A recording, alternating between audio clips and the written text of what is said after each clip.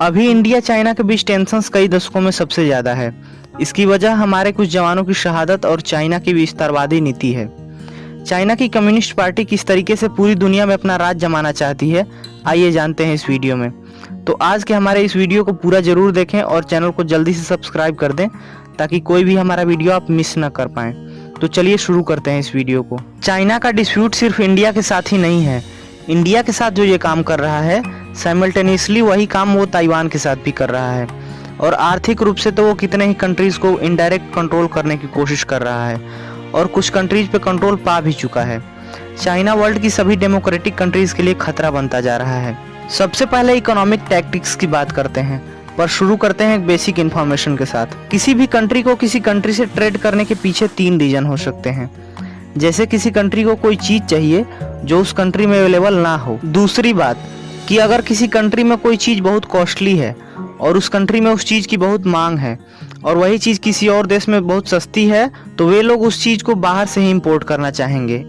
और तीसरा रीजन ये हो सकता है कि कोई चीज किसी कंट्री में बहुत ही अच्छी क्वालिटी की मिलती हो, तो ज्यादातर देश उस चीज को वहीं से इंपोर्ट करना चाहेंगे। तो ये 3 रीजन हो सकते हैं ट्रेड करने के पीछे। लेकिन ये सारी बातें बहुत सिंपलिस्टिक हैं। असल दुनिया में इंटरनेशनल ट्रेड में बहुत सारी दिक्कतें हैं। दुनिया में बहुत सारी ऐसी कंट्रीज हैं जो किसी भी चीज़ के प्रोडक्शन में आगे नहीं हैं। उनके पास कोई नेचुरल रिसोर्सेज भी नहीं है। ऐसे केस में वो कंट्री किसी भी देश को कोई चीज़ एक्सपोर्ट नहीं कर पाती है। चाइना ने 2001 में WTO ज्वाइन किया था। इसके साथ ही चाइना ने प्रॉमिस किया कि वो अपने इकोनॉमी को ओपन करेगा दूसरी कंट्रीज के लिए। लेकिन आज 20 साल बाद यानी 2020 की कंडीशन देखेंगे तो पता चलेगा कि चाइना ने WTO का बहुत बड़े लेवल पे मिसयूज किया है। आज हालात ये है कि मेड इन चाइना सामान वर्ल्ड की ऑलमोस्ट हर कंट्री में मिल जाएगा। सोचिए कितना ज़्यादा मात्रा में चाइना दूसरे देशों में एक्सपोर्ट करता है। लेकिन जब इंपोर्ट करने की बात आती है तो दुनिया के सबसे बड़े social media networks YouTube, Google, Facebook और अमेजन, इनका नामो निशान तक नहीं है चाइना में। चाइना ने इनको अपने यहाँ आने ही नहीं दिया। उल्टा चाइना ने इन कंपनीज को कॉपी किया और इनकी टेक्नोलॉजी चुराई और कॉपी कैट्स क्लोन बनाए अपनी कंट्री में। आज के डेट में चाइना का यूट्यूब है यूकू, चाइना का अमेजन है अलीबाबा, चाइना का गूगल है बाइडू और चाइना का फेसबुक है वाइबो। ये सारी कॉपी कैट कंपनीज ने दूसरी कंपनीज का आइडिया और टेक्नोलॉजी चुराकर अपने यहाँ क्लोन बनाए। चाइना ने ऑलमोस्ट हर सेक्टर में IP थेफ्ट यानी इंटेलेक्चुअल प्रॉपर्टी थेफ्ट किया। किसी भी कंट्री में कोई भी नई टेक्नोलॉजी आई उसको उन्होंने तुरंत कॉपी किया और उसका क्लोन बना दिया। ये क्लोन बनाना डेमोक्रेटिक कंट्रीज में पॉसिबल नहीं है क्योंकि parent company court case file कर सकती है। यहाँ तक कि ये अंदाजा लगाया जाता है कि अमेरिका को हर साल 300 से 600 बिलियन डॉलर्स का नुकसान सहना पड़ता है चाइना की टेक्नोलॉजी चोरी के कारण। डंपिंग चाइना का एक दूसरा हथकंडा है किसी भी देश के मार्केट पे एक तरफा कब्जा करने के लिए। डंपिंग का मतलब है कि कोई देश किसी दूसरे देश में इतना ज़्यादा सामान एक्सपोर्ट करे और वो भी इतनी कम कॉस्ट पे कि वहाँ की लोकल इंडस्ट्रीज एकदम चौपट हो जाएं और आउट ऑफ बिजनेस चली जाएं। एग्जाम्पल के तौर पर इंडिया की टॉयज इंडस्ट्री को देखते हैं। मान लीजिए किसी एक सर्टेन कॉस्ट पर इंडिया की लोकल इंडस्ट्रीज खिलौने बना पाती थी, लेकिन चाइना ने उससे भी कम कॉस्ट पे खिलौने बनाकर इंडिया के मार्केट्स में उतारा और लोगों को ये सस्ता लगा और चाइना इंडिया की टॉयज इंडस्ट्री का एक तरफा कंट्रोलर बन गया।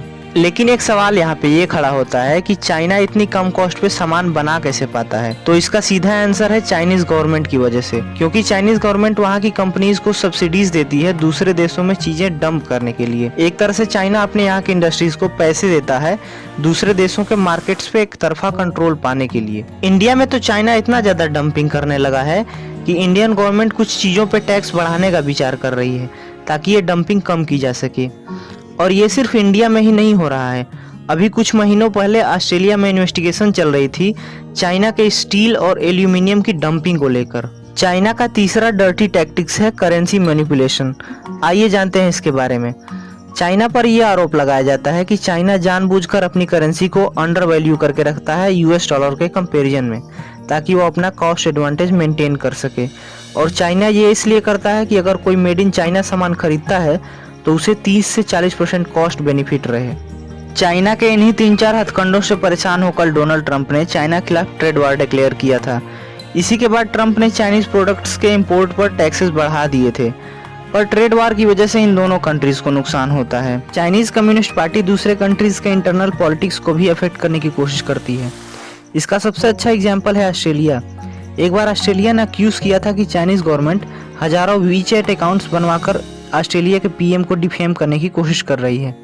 और इतना ही नहीं, चाइना पर यह आरोप भी लगा था कि ऑस्ट्रेलियन यूनिवर्सिटीज के अंदर चाइना अपने स्पाई नेटवर्क्स बिल्डअप कर रहा है। तो इन सब चीजों पर गौर करने के बाद आप अंदाजा लगा सकते हैं कि चाइना की कम्युनिस्ट पार्टी कितने गलत तरीकों से पूरी दुनिया को कंट्रोल करना चाहती है।